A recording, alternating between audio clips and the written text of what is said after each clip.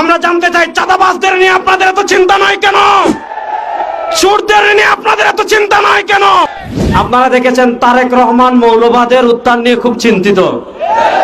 আপনারা দেখেছেন বিএনপির মির্জা ফখরুল ইসলাম আলমগীর সাহেব দক্ষিণপন্থীদের উত্থান নিয়ে অনেক চিন্তিত। আপনারা দেখেছেন বিএনপির আরেক পাগলা আছে ফজলু। আমরা বলি এর জন্য দ্রুত ইনজেকশনের ব্যবস্থা করেন।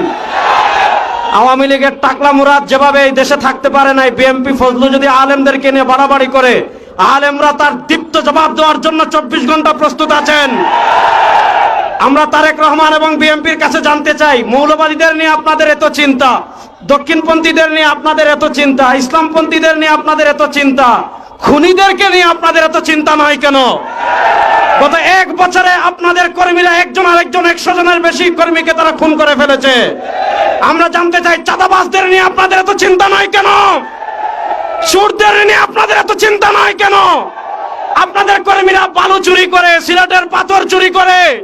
সুতরাং আপনারা মৌলবাদদের নিয়ে চিন্তা করতে হবে না, ইসলামী রাজনীতি নিয়ে চিন্তা করতে হবে না, চোর টাকা সন্ত্রাসদের নিয়ে চিন্তা করেন।